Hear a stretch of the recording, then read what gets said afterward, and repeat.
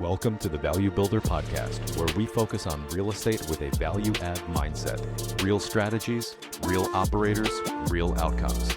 Let's dive in. Hello, Value Builder community. Today, I'm here with Kevin Bupp, who is a serial real estate entrepreneur, a host of widely popular real estate investing for cash flow podcast, and founder of legendary 72-hour Key West charity bike ride that he used to do. That's a 3-day cycling adventure that he raised hundreds of thousands of dollars. I never had a chance to do it, but I know it was really fun. And today, guys, you will learn a lot. I've been following Kevin for many, many years. I met him first in Collective Genius Mastermind, and we just stayed in touch and definitely learned a ton from his podcast and just following him. So today here for a treat, we're going to dive in Kevin's real estate career. We're going to dive in managing the fund intricacies and his entrepreneur to cyclist philanthropist journey. That's really exciting. And welcome to the show, Kevin. So it's good to be here, man. Good to see you again. So first I would like to dive in, and I think we had a brief chat about it, and maybe you can give your perspective about it. So many of our listeners, and myself included, I think they're in the camp that they're not sure if you want to do a fund or if they want to keep buying the properties individually, either syndicating and buying in individual SPs. So when you talk to the folks like you who've been a long time in managing the fund, they say, yeah, the fund is the way to go. The folks who have done it only just buying properties in individual SPs, they say, no, don't do the fund.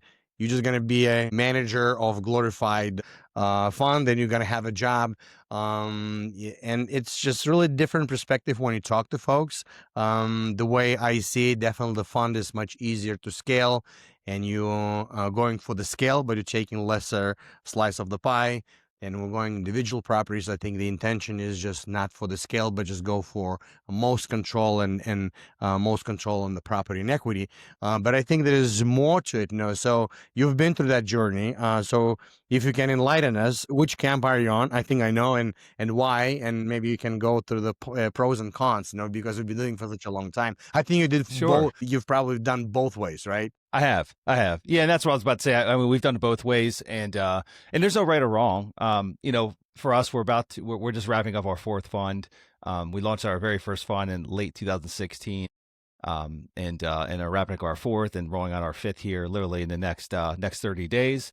Our typical funds are open, for roughly a 2-year span of time as far as like taking in new capital and making investments. We did have one or two of the funds that were open quite a bit longer than that. But in any event, there's no right or wrong. And honestly, Saul, the structure that we use for the fund, it's very akin to that of what it looks like on, what most folks might understand as a typical, deal specific syndication. Right? I mean, like the documentation is very similar. The difference is that, it's somewhat of at least how we do it, semi-blind. So, while we might have a few identified properties when we launch a fund, in the deal specific, like you've got one property, like it's a known property. It's here's the address, here's the property, here's the business plan.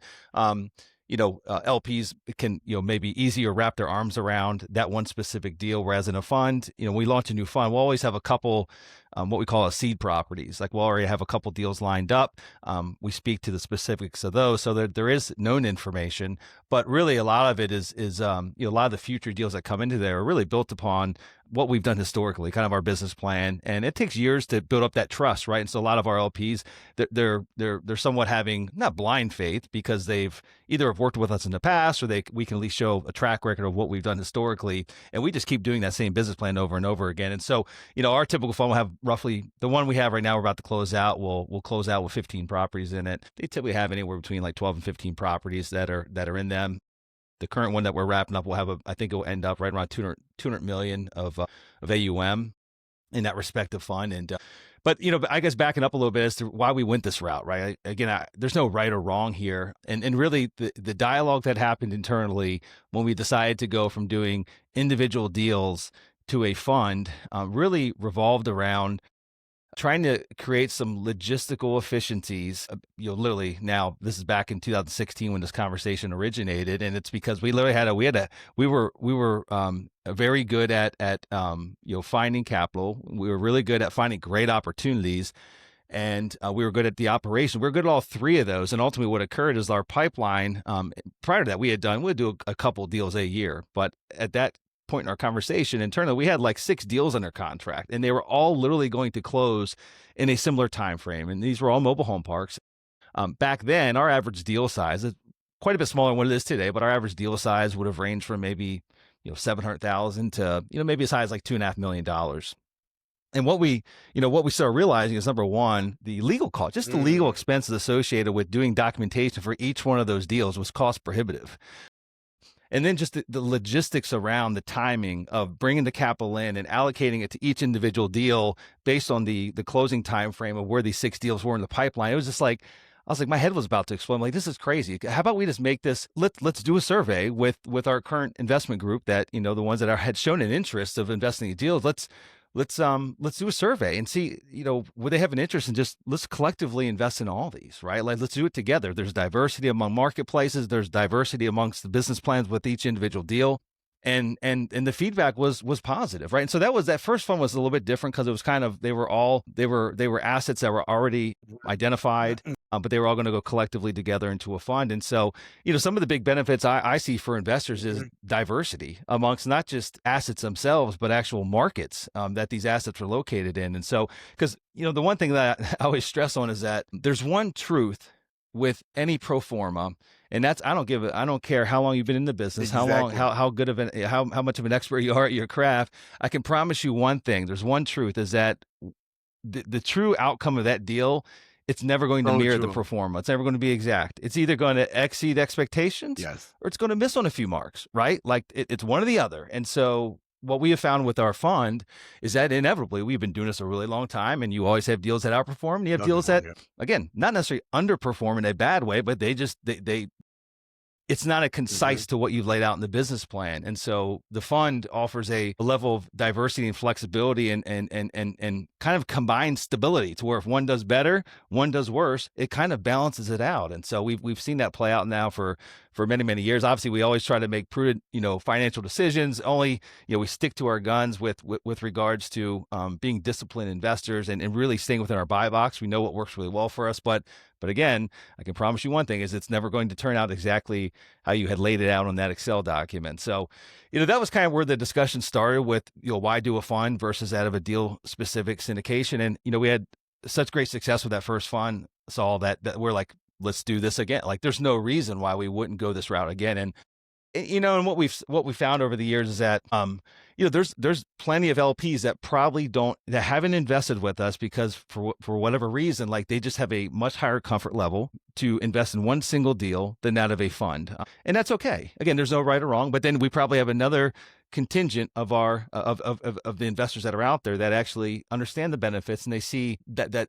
a fund is better suited for them than that of a deal specific. Because if the deal specific, something goes wrong, there's fewer ways to actually salvage the deal, right? And like we're kind of seeing that with a lot of multifamily stuff out there, right? Like one deal goes bad, everyone has a risk of losing money. You've always got a risk of losing money, but you don't necessarily have another deal that can help counterbalance that and pull back up, right? So again, that's kind of why we made that decision. And our fund structure really doesn't look much different than that of a deal specific, as far as like the waterfall structure, the classes that we offer, the GPLP splits, and like it literally mirrors that of what a lot of folks might see in a deal specific syndication. It's just drawn out on a fund like structure. Totally makes sense. Yeah, for sure. Yeah, so definitely can see the advocate for that, and I can see the benefits. The one benefit I could see, let's say, that would work in my portfolio, for example, when you have individual syndications.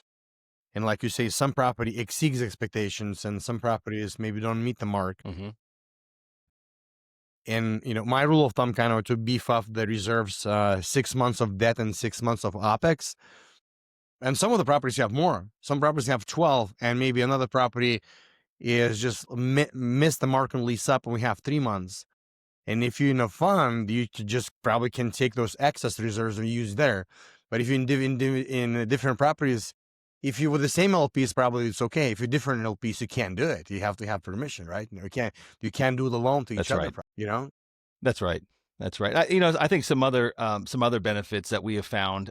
Number one, we're a little different than you know, uh, institutional funds. They operate quite differently than how we operate. Institutional funds, literally, they identify a particular asset class, a business model. They go ahead and pinpoint how large that fund's going to be. They're saying, hey, we're rolling out a $500 million fund. Then they go out and they do their dog and pony show to family offices, pension funds, and they basically front load the commitments. They'll go out and get $500 million worth of commitments. And then they'll go shopping for deals, and they've got a window of time to actually deploy that capital, and they go out hunting for deals at that point in time. And I think that creates a misalignment of interest to a certain degree. Institutional fund managers, it's much more of a fee laden game. It's they serve not that they survive on fees. They surely want to get into promote as well, but they still make quite a bit of money even if they never get into the promote. If they can deploy that $500 million, and so. They've got a time frame to do it. Normally, it's not an open window of 5-10 years. I mean, it's like normally like 18 months, 24 months, and so it's a condensed time frame, and so it forces them to go out and maybe sometimes make short-sighted decisions just to deploy the capital because they make money whether or not that deal performs as outlined, because they get acquisition fees, they get asset management fees, and if you're managing a $500 million fund or multiple $500 million funds, you're probably making out pretty well. And so they're going to take the capital and they're going to deploy the capital, whether or not it actually sometimes makes sense to deploy it in particular assets. Whereas like we're a little different. We call it it's somewhat of a rolling fund to where we'll earmark. We're going to call this it's a $50 million fund, and a lot of times we'll give ourselves flexibility in the documents to extend it to $100 million if the deals are there and if the money's there, right? And if it's going as planned. So, in that instance, the $50 million fund that we're going to roll out, again, we'll have a couple seed deals to start it off with, and we'll essentially do marketing efforts and capital raise efforts on each individual deal. But folks knowing that they're going into a fund. And so, if there becomes like a 4-month span of time where we actually don't have any deals that we're under contract on or that are in the pipeline, then we're not actually bringing capital in to call it down. And so we kind of go through this roller coaster ebb and flow where we put a big emphasis on capital raise, additional capital coming into the fund when we need it. But we don't do it when we don't need it. We don't call it down when we don't need it. We don't bring it in just to have it sitting there idle, not being deployed. And so the average limited partner that might put capital in our fund, either it's going to get deployed right away, but I'd say worst case, they might have to wait 2 months in order for it to get deployed. Because maybe a deal gets, a closing gets extended or, something delays the closing. But we wouldn't have taken their capital into the queue unless we actually had deals that were earmarked, money hard, and they're going to make it to the closing table sooner or later. And so again, very different than that of how an institutional fund might operate. And so in that instance, LPs, like their money's getting put to work. We're only buying deals that truly fit our buy box. We're not incentivized to go spend their money just because we have it. We only bring their money in when we need it. So, I mean, that's a really great point. So let's say in your fund, just logistically compared to institutional funds, let's say you raise $50 million for the fund. You don't have properties yet, but you have a buy box. How does the commitment look like for LPs? So you're taking some hard commitments for the $50 million, or you just only relationship-based email? Yeah, we're good for this. How does the commitment looks for your $50 million earmarked? Yeah. So again, we do it a little different. A lot of funds and there's some legalities, like they'll get commitments made, and then there's actually teeth to those commitments. While the money might not transfer over to the fund, those commitments actually have legal teeth to them. And a lot of them are with big groups, like I mentioned, like pension funds or teachers unions and things like that. Right. And so typically they're going to do what they say they're going to do. If they commit, $20 million, when the time comes, they're going to transfer that money over. We do ours slightly different. And again, we only really push for funds when we need them, when we actually have deals. And we've got a trust account set up that's tied to the fund. And basically we pull that money into the trust account. And like right now that money's earning roughly like 4%. It's basically a high yield savings account. And so we basically earn interest for those funds, the funds that we know we already need. We'll only bring in what we actually need into that trust account. The funds that we know we're going to be able to deploy into deals. And so we don't like chase after, written commitments that we maybe got 6 months ago. We only take those as real life dollar. Like if you say yes, then the next step is like you put money into our trust account, you'll earn interest on it, and then we have full autonomy to pull it down from that trust account when we need it over the coming weeks or months, depending on that respective deal that we have to use those funds to totally close. Makes sense. Yeah, totally. So, yeah, and I've seen it done the other way. Like in our retail world, I've seen guys that have followed the institutional model where, they're getting, just regular retail LPs to just commit. All you got to do is commit, and then we'll come back to you when we actually need it, and we'll call that down. And I think there's a couple of challenges there. Number one, if we're looking at the institutional world, they're not going out and raising capital from 300 people. Like they're going to go get a couple big whales, a couple big other institutional groups that are going to,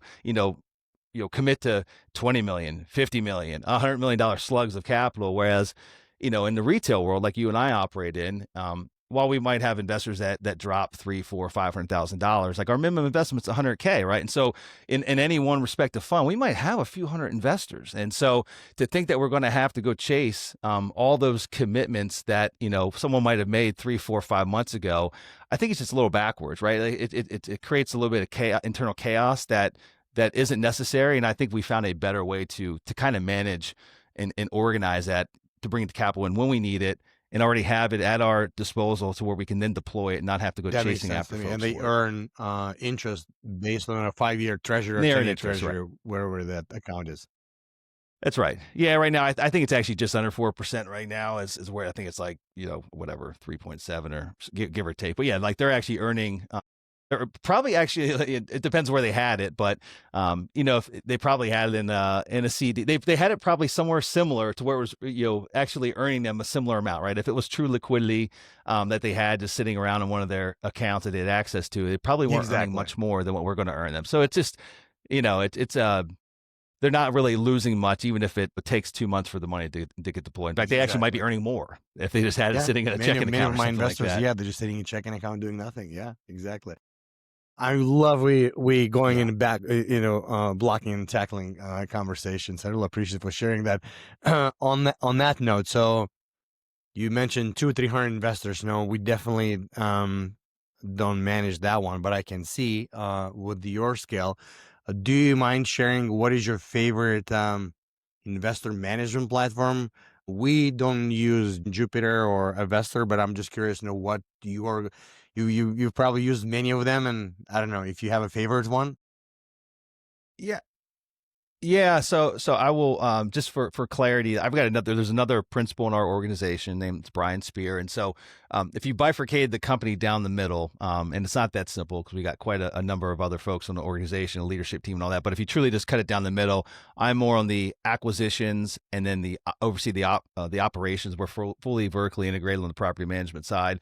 And then Brian is more on the capital raising and investor relations side of the house. Again, a little team over there, team over here.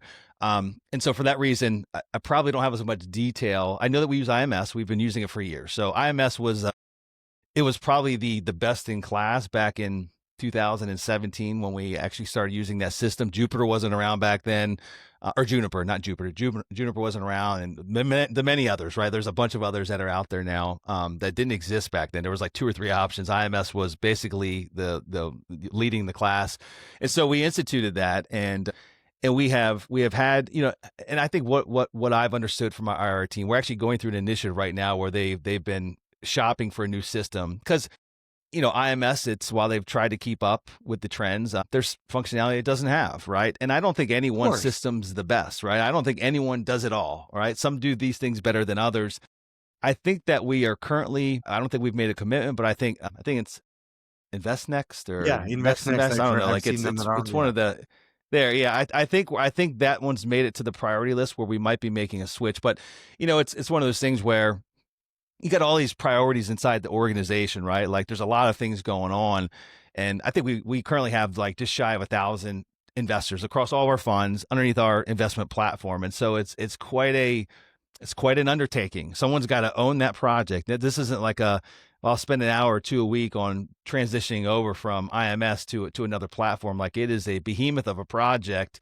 And so the decision doesn't come lightly, and we just haven't made it. Like we've been thinking about it for years. Every year it comes back up, rises to the top. I think this year or next, we will make the decision, and then someone on the team will have to, it'll be their dedicated baby, for the next, for a 3-month span to get it moved over. And And when you do that kind of stuff, a lot of things break too, right? It creates internal chaos, and there's no simple like, let's just plug the flash drive over here and everything just carries over and we're good, right? All the information's there. Yeah. It's not that easy of a transfer. So, but again, I probably can't speak to any of the nuance with our current platform to that of what we're looking at, because I don't spend any time on that side of our business. But I do know that IMS is the current one, and we're definitely looking I don't for a have any change. horse in running, but I spoke recently with Fernando, and he's in self storage. Fernando Angelucci, and he's using Invest Next platform. So I know I've heard that that platform.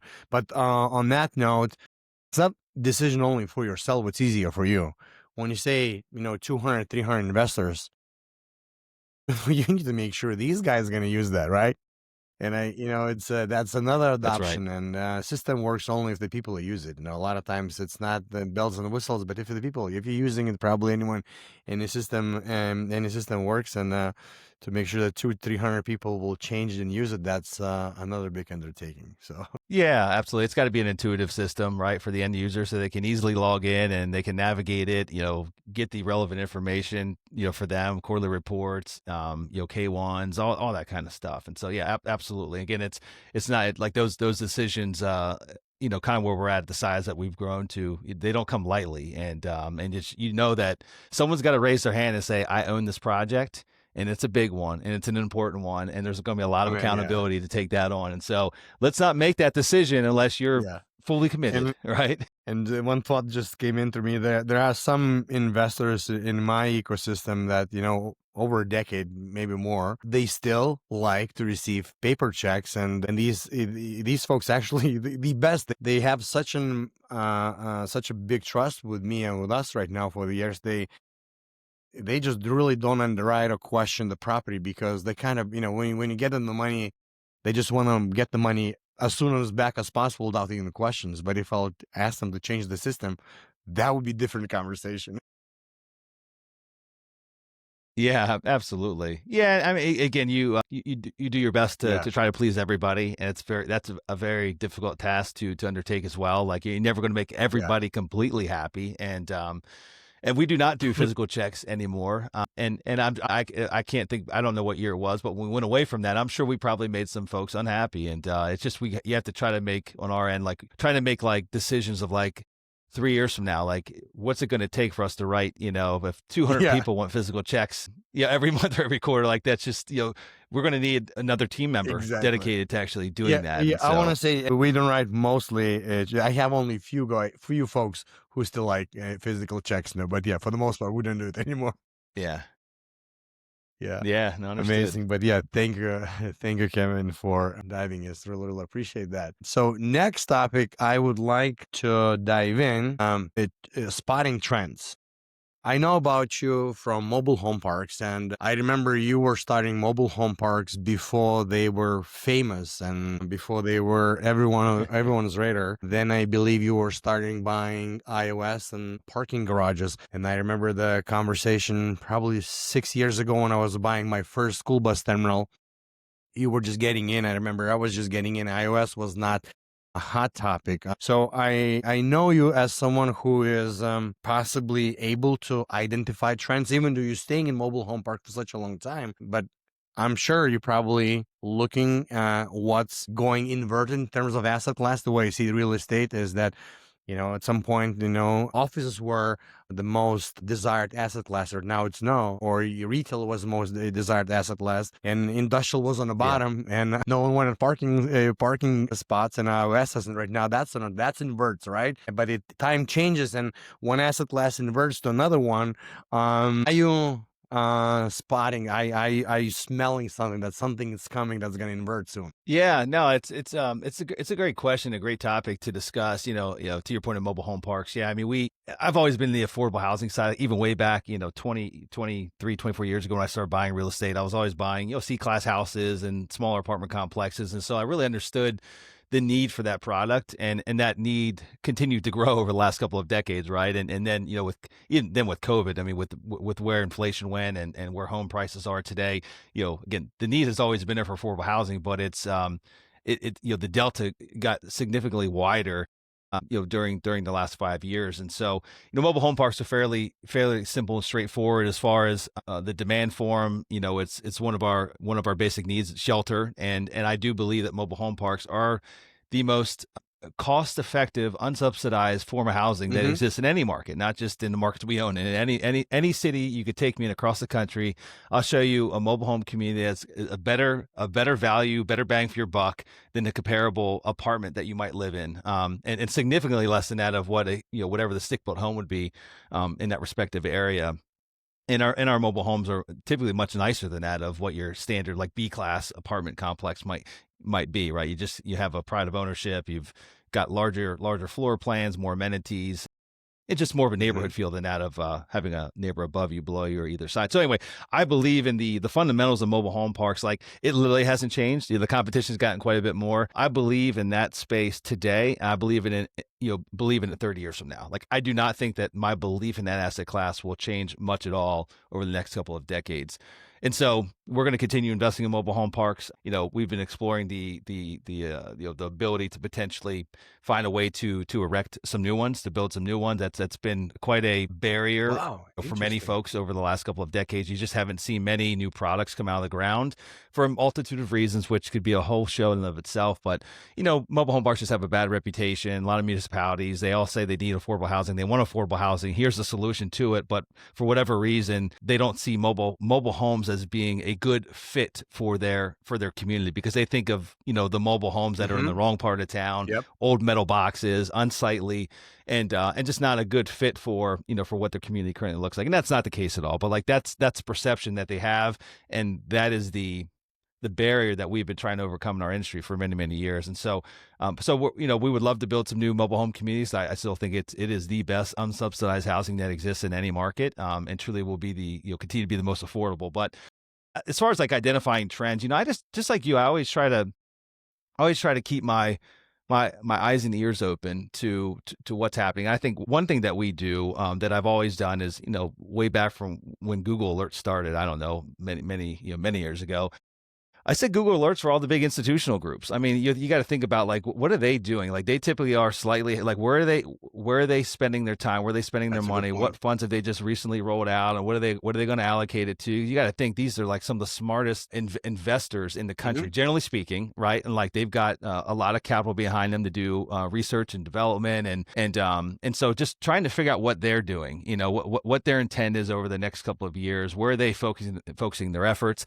And so just setting Google Alert. That's simple, right? Set Google Alerts for all the big institutional groups and find out what's the news. Like, what's the chatter amongst those groups, and are they pivoting? If so, why? Into what? What's their investment thesis behind that? And I bet you if you go back and actually look, like you and I were talking about iOS 5 years ago, and if you could go back in time and go research some of the institutional groups that are in iOS today in a big way, and I bet you could probably find some articles that were popping up way back when about this weird. I don't even think it was coined iOS. It was not, no, right? Like, it was just outdoor store.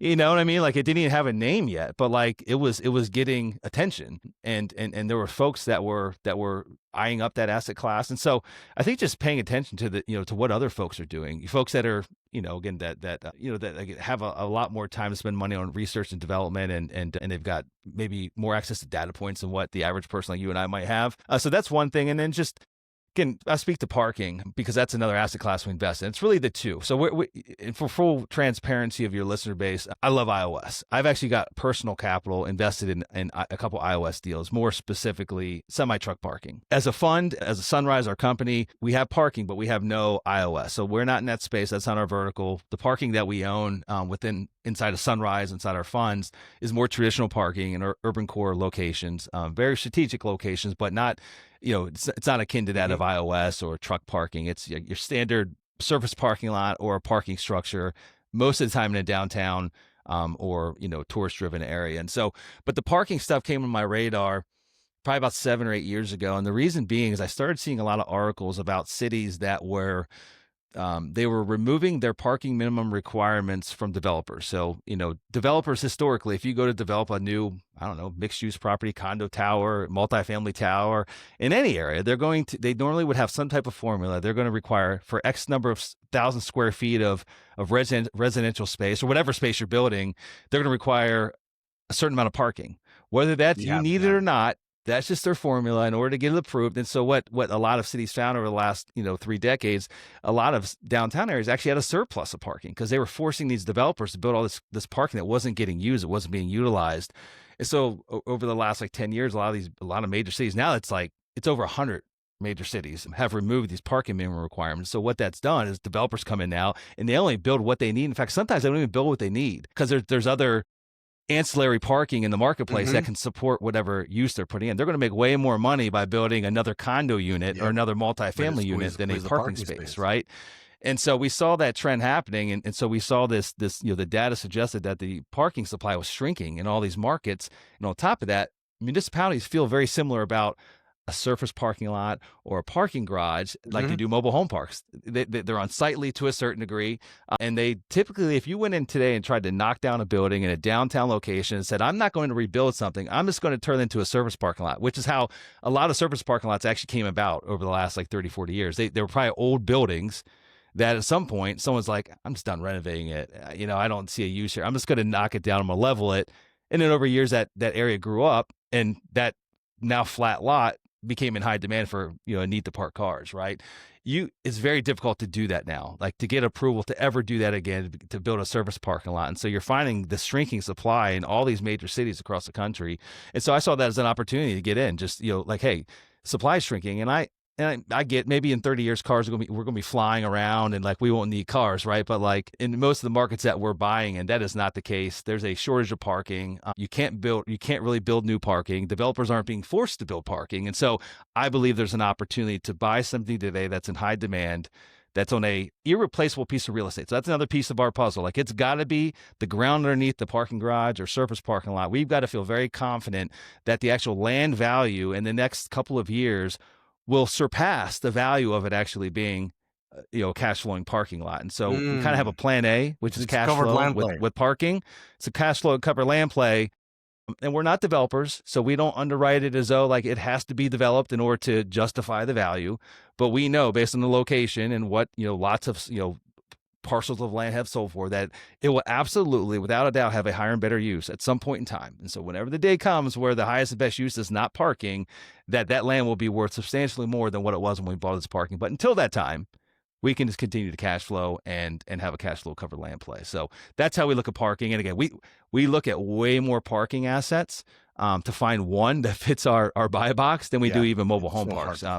Because a lot of parking, a lot of parking was built to really just support maybe an office building or two. I don't know how to fix the office crisis. There's some cities that I think those buildings are going to have to not even be repurposed. They're going to be torn down, right? And I don't know how to fix that. And so a lot of parking stuff we look at, the numbers are down 50% because this office is half vacant. I can't bet on that. I can't bet on, folks coming back into the workplace and filling that office back up to, levels it was at 10 years ago. And so for that reason, we pass on most parking deals because we're looking for a very wide variety of demand drivers on any parking deal we buy. It's got to have some type of government component. It's got to have a sports facility component, either baseball, football, basketball. It's got to have a major sports arena nearby, art centers, museums, things like that.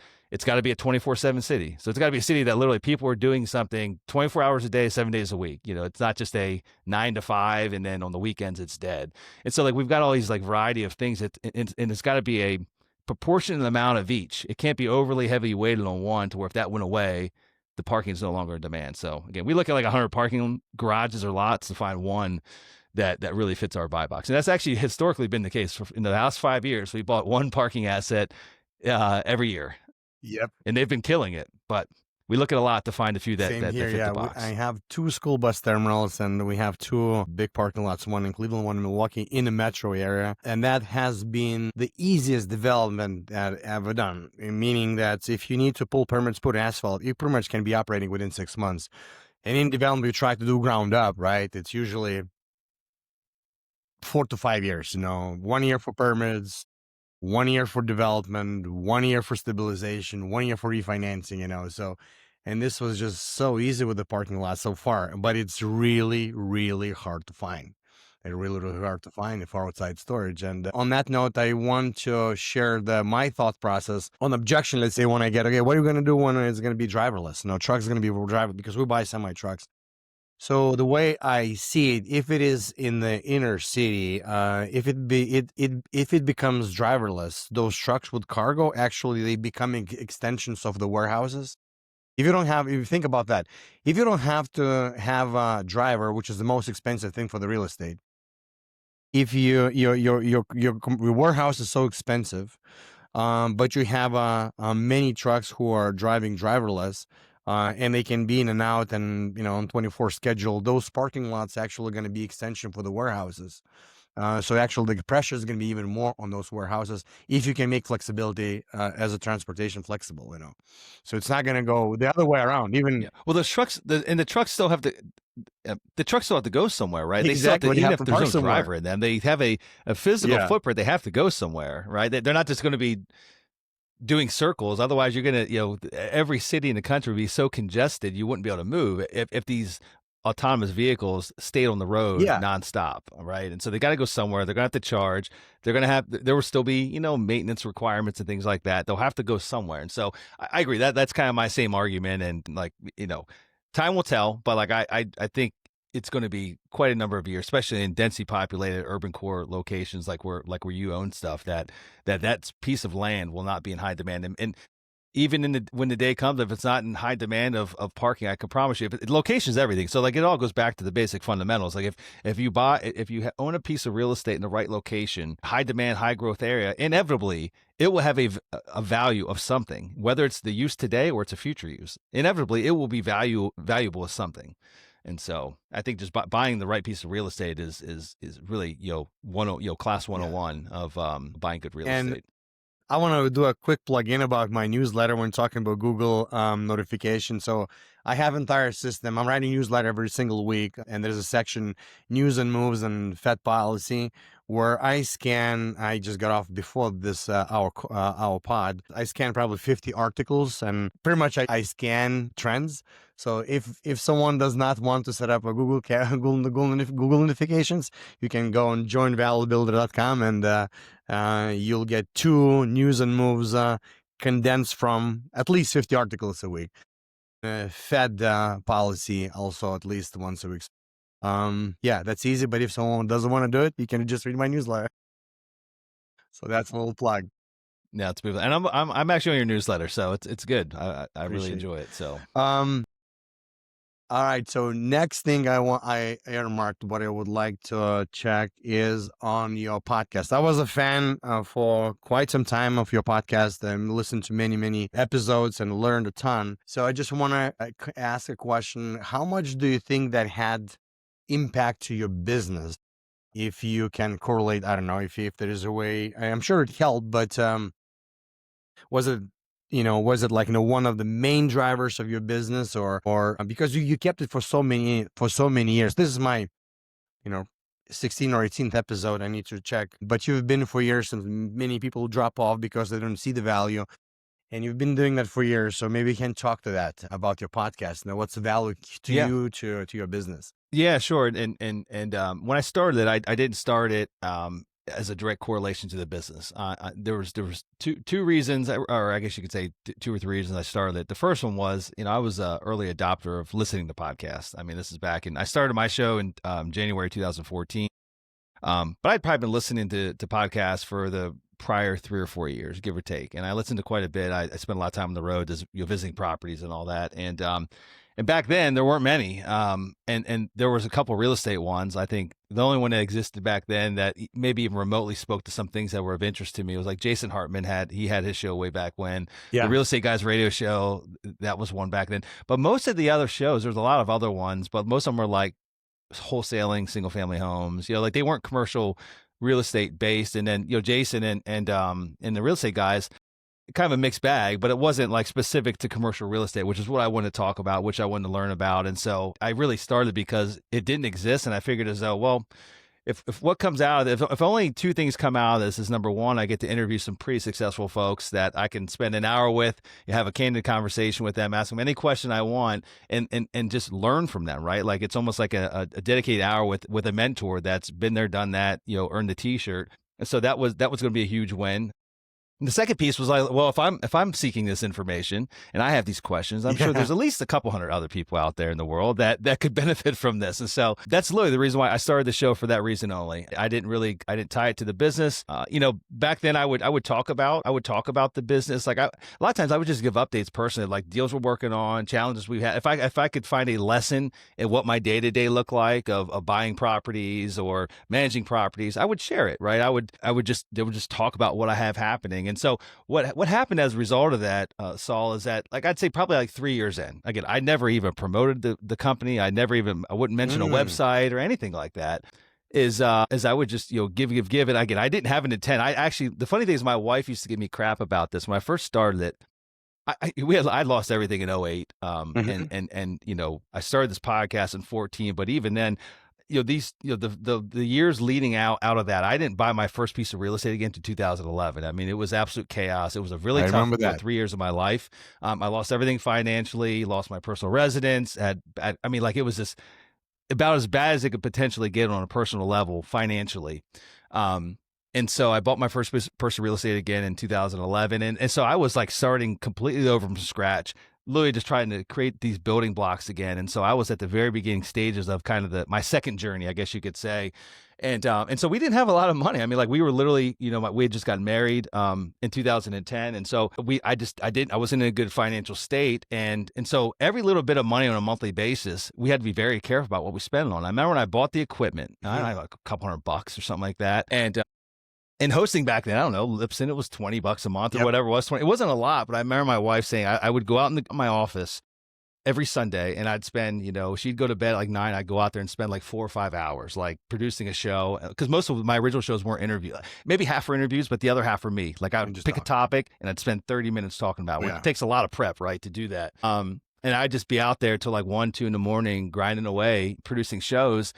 And, it had we wouldn't go to bed together on Sunday nights, right? And so, like, after a couple of years, she's like, what the hell are you doing this for? Like, seriously, it's just costing us 30, 40, $50 a month. At that point, I'd hire like a VA to help with like some editing and stuff like that. She's like, we're spending, $50 a month on this. And like, for what? And I'm like, and I didn't know the answer. I didn't actually have a good argument back, other than like, I'm learning a ton out of this. I'm learning a ton. I'm meeting a lot of cool people in the process. And then probably by about year 3 of me not really understanding why I was doing it, but I enjoyed it. I enjoyed doing it. And I enjoyed getting feedback from others. I enjoyed the conversations I was having and the value they were getting out of it. So for me, that was enough to keep it going, but I didn't have a bigger picture.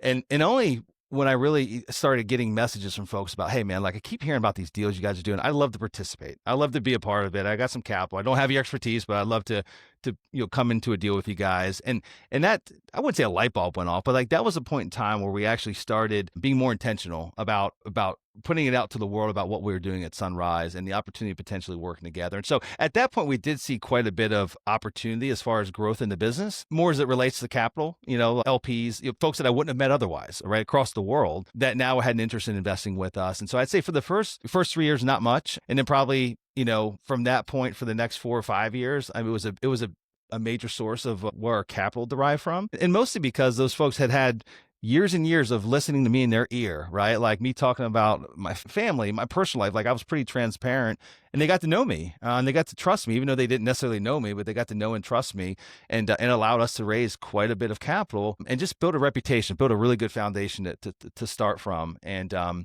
so it's had a big impact on our business. I think it still does today. I can't give you exact data points of how it ties together.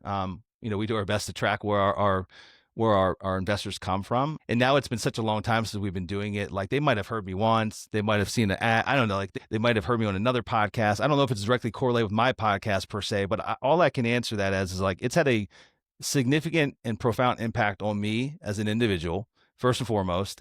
Second to that, I do believe that it's had a significant, profound impact on our business and our growth as well, at least in some of the earlier years. So, but I don't have exact data points to support any of that, other than I know that a number of folks that have invested with us have learned about us through the podcast.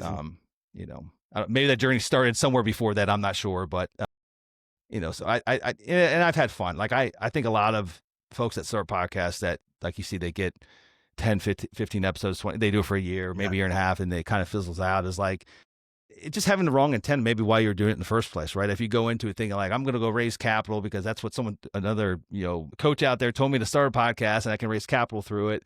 And if that's like first and foremost in your mind of like why, the intent of starting the show, I think that comes through, right? I think you just have to be authentic and enjoy doing it, have real conversations and be committed that it's just like real estate. It's long-term, right? Like it's a long-term commitment, just like buying a piece of real estate, to think that you're going to get in and get out and you're going to hit home runs every single time. It's just not the case. I think you have to have that long-term vision of buying deals.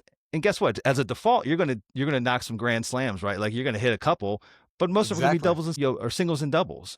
Singles and doubles. Grand slam. Didn't see that one coming, but this is great. You get a home but you got to run. have the long-term vision. Singles to get a home run. That's right.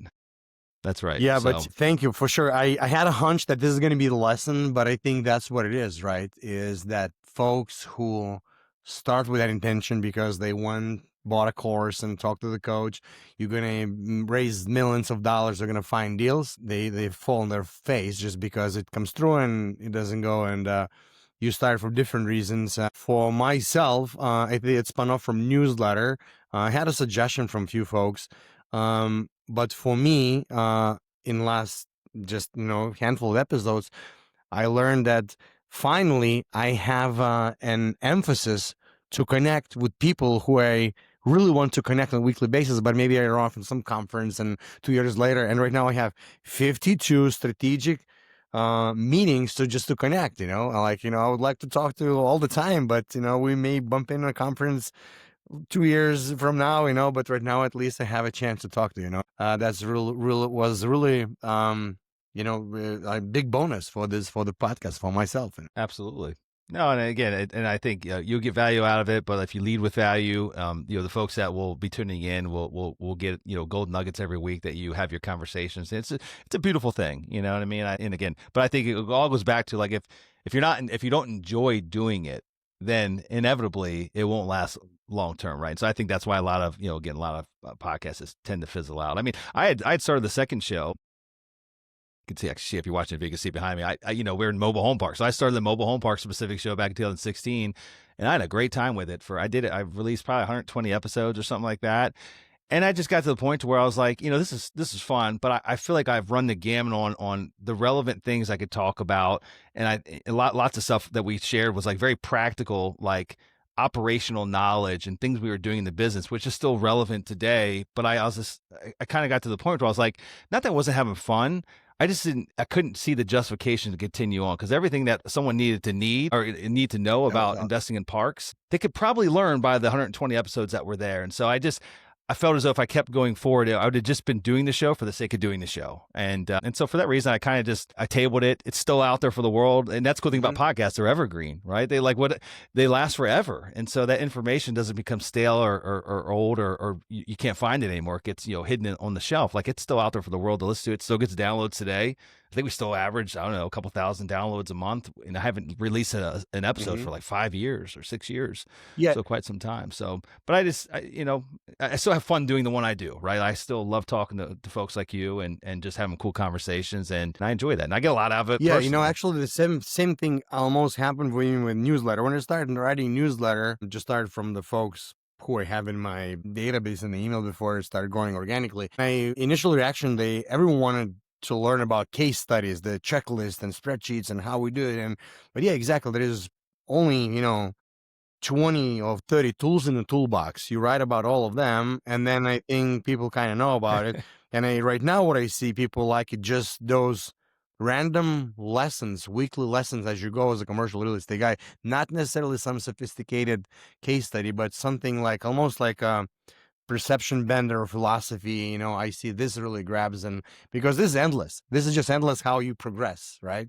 How you progress through to real estate. So that's I caught that feeling, the same thing from my audience. Yeah, no, and I've read some of your newsletters, and I think the one cool thing that you share is I think you're a critical thinker, and I think in order to make money, especially doing complex or hairy deals, like you have to be a critical thinker. You have to get really good at critically thinking and thinking of the variety of outcomes, right? Or the challenges, the multiple challenges you're facing, and strategically think through it. And so I've kind of gathered that from some of your stuff that you put out there is like you're a really good critical thinker, and you share that. And I mean, I think some folks are maybe born with that, but I think that's a learned skill that it just comes with time, like of repetition of doing deals, right? Like it just, once you've gone through enough deals, like you've seen a little bit of everything, Yeah. or you've seen it sometimes more than once, and it helps you become a better critical thinker when you've got another challenge right in front of you that you got to work through. And so I think I've seen is like, I mean, just like the mall, Yeah. like the mall projects that you guys have working on.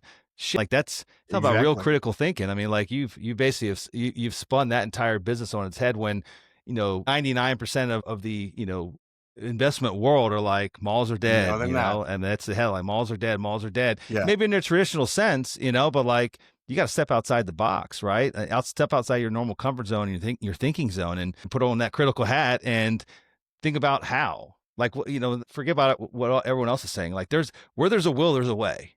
We just got to think through this critically and 100%. find a path. 100%. Yeah. And that's a good way to frame critical thinking. I think the longer you do it, at least I start analyzing, and okay, is it the right way to think? Just even actually building the models, how to think about it from which direction. That's another way I'm trying to improve myself all the time. Just even how to think about when you think about from critical thinking perspective, how you're looking at the risk, and from that side, it's yeah. So that's another episode probably could be. All right, that's so amazing. Exactly. So we're top of an hour. Normally, I end our episode before we plug in where can people find you. And I know our readers love those answers. And you have a pass if you don't want to answer that. Usually that's with a personal question. So if it's too personal, you don't have to. If you can, please. So if you would be able to ask 25-year-old Kevin for the best advice, if you would be able to give the best advice to 25-year-old Kevin, what would that be? Yeah, that's a great question. I think the big one is it's one of our core values at Sunrise: enjoy the ride. I think the whole grind mentality. We work our asses off. Don't get me wrong, Saul. Right? Like we all work really hard. In order to become successful, you have to work hard.